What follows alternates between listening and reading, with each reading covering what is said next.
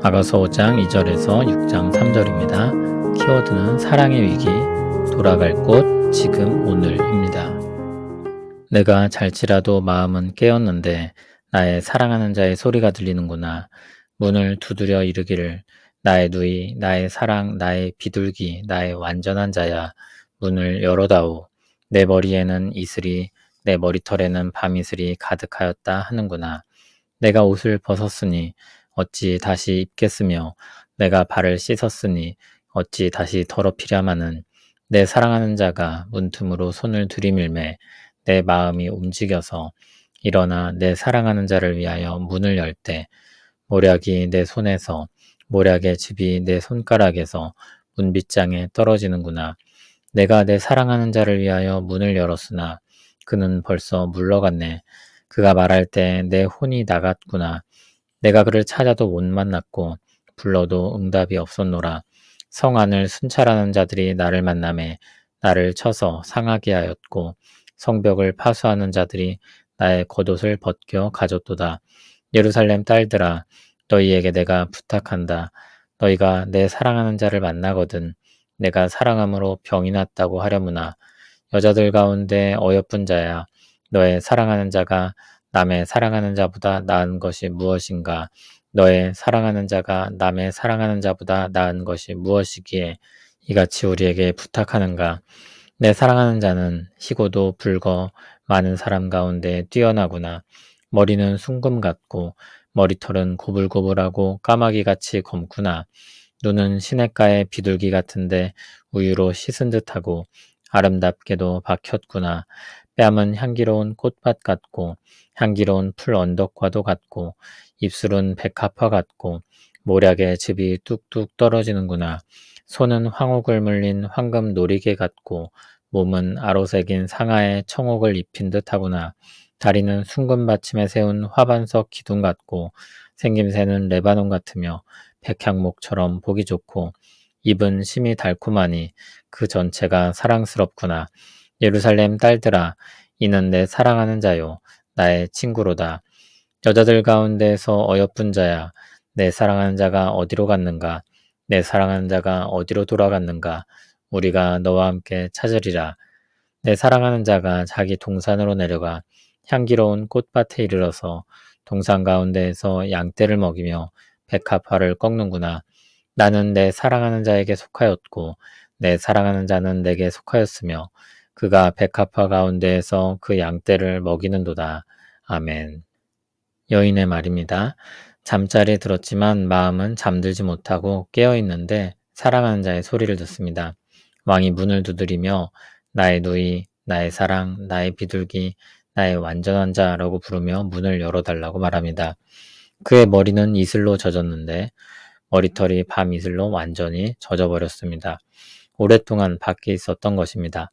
그러나 여인은 옷을 벗고 발을 씻고 잘 준비를 마쳤습니다. 여인은 열어주기를 거절합니다. 왕은 문틈으로 손을 들이밉니다. 그러자 여인은 마음이 움직여서 일어나지 않으려던 마음을 바꾸고 일어나서 문을 엽니다.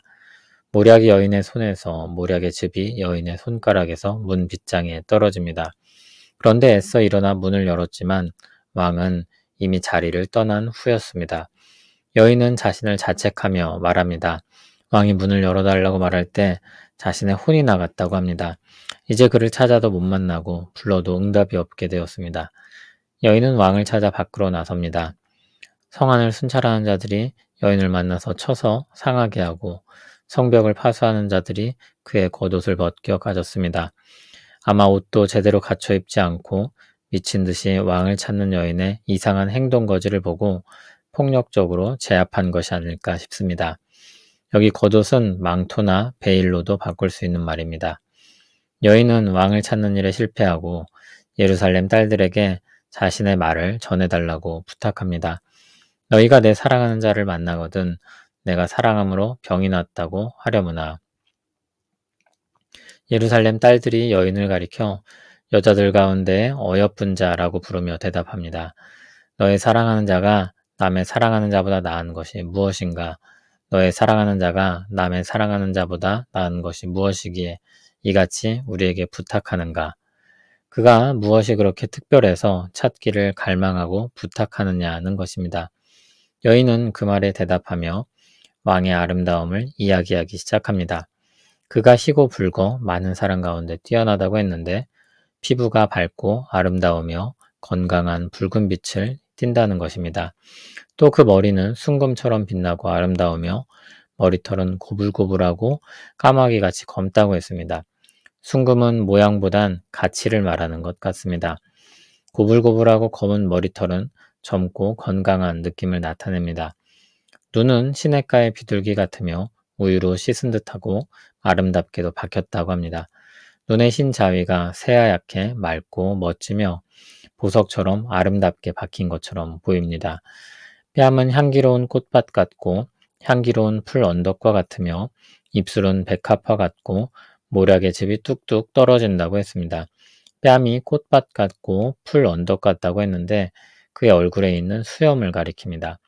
손은 황옥을 물린 황금 놀이개 같고 몸은 아로새긴 상아에 청옥을 입힌 듯하다고 했습니다. 보석과 상아 등은 고귀함을 나타냅니다. 다리는 숭금 받침에 세운 화반석 혹은 대리석 기둥처럼 멋지고 생김새는 레바논 같고 백향목처럼 보기 좋다고 했습니다. 아름다울 뿐만 아니라 견고한 모습입니다. 입이 심히 달콤하다고 말하며 그 전체가 사랑스럽다고 했습니다.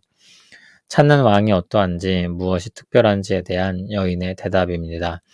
여인에겐 사랑하는 이의 온몸이 아름답고 사랑스럽습니다. 여인은 자랑스럽게 말합니다. 예루살렘 딸들아, 이는 내 사랑하는 자요, 나의 친구로다. 여인의 말을 들은 예루살렘의 여인들은 여인과 함께 그를 찾겠다고 말합니다. 정말 찾을 만한 귀한 존재임을 느낀 것입니다.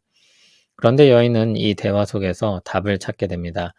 왕이 자기 동산으로 갔을 것이라고 여긴 것입니다. 자신과 함께 자신의 동산으로 가자고 했던 말을 떠올렸을 것입니다. 생각해보니 너무 당연한 것이었습니다. 정신을 차리고 그 동산으로 가서 사랑하는 이를 만납니다. 왕은 자기 동산으로 내려가 향기로운 꽃밭 동산 가운데서 양떼를 먹이고 백합화를 꺾습니다. 여인은 사랑을 고백합니다. 나는 내 사랑하는 자에게 속하였고 내 사랑하는 자는 내게 속하였으며 그가 백합화 가운데에서 그 양떼를 먹이는도다. 이것은 2장 16절의 고백이기도 했습니다. 사랑의 관계에 찾아온 위기가 이렇게 지나갑니다. 사랑의 관계에도 위기가 찾아옵니다. 주님과의 관계에서는 게으름과 연약함이 주된 이유가 됩니다. 그래도 감사하게도 우리 안에 임재하신 성령님께서 우리를 계속해서 제자리로 돌려놓으십니다. 잘못된 길에서 떠나게 하십니다. 다시 주님과의 사랑의 관계 속에 있는 복을 기억하게 하시고 사모하게 하시고 찾게 하십니다. 회개하고 돌이킨 신자들은 여전히 주님께 사랑받는 존재입니다. 우리 허물은 그리스도의 십자가 아래 덮이기 때문입니다. 어떻게 그렇게 뻔뻔스러울 수 있을까 싶을 정도로 우리는 그 십자가의 은혜를 붙잡아야 합니다. 사실 그것 외에 우리 죄를 덮을 수 있는 것이 없습니다. 그것 외에 우리가 사랑받을 가능성이 없습니다. 우리는 은혜와 사랑 그 자체이신 주님께 속하여 그 은혜와 사랑을 받아 누립니다. 우리가 주께 속한 것이 참으로 복이라고 고백할 수밖에 없습니다. 시편 73편을 보면 시인이 악인의 형통함을 보고 시험에 들어 마음이 흔들렸었습니다. 그런데 그가 하나님의 성소에 들어가서 그들의 결국이 비참한 것을 깨닫게 됩니다. 그리고 하나님께 가까이함이 자신에게 복이라고 고백합니다. 주님께 속하고 그 사랑 안에 거하는 것이 복입니다. 그러므로 최대한 빨리 돌이켜 그 사랑으로 돌아가는 것이 지혜입니다. 이사야 43장 1절에서 하나님은 자기 백성을 향해 이렇게 선언하십니다. 야곱아 너를 창조하신 여호와께서 지금 말씀하시느니라. 이스라엘아 너를 지으신 이가 말씀하시느니라. 너는 두려워하지 말라. 내가 너를 구속하였고 내가 너를 지명하여 불렀나니 너는 내 것이라. 그리고 주님께서 구속하여 자신에게 속한 백성들을 보호하실 것이라고 말씀합니다. 하나님은 자신의 눈에 그 백성들이 보배롭고 존귀하다고 하시며 그들을 사랑한다고 말씀하십니다. 아가서에서 왕이 신부를 부르며 온갖 애칭으로 부르는 것처럼 하나님은 자기 백성을 그렇게 사랑하십니다. 그리스도의 사랑 역시 그렇습니다. 주님과 백성의 관계에서 위기가 찾아올 수 있습니다. 그러나 그것은 최종 결과가 아닙니다. 최종 결과는 주님의 사랑의 의지로 말미암아 약속된 소망으로 끝날 것입니다. 다만 어떤 이들은 그 사이에 주어진 시간들을 허비하기도 할 것입니다. 그 사랑을 누리지 못하고 깨닫지 못하고 헛되이 그리고 아쉽게 흘려보내고 말 것입니다. 우리는 그러지 말아야 할 것입니다. 이 말씀에서 지혜를 얻어야 할 것입니다.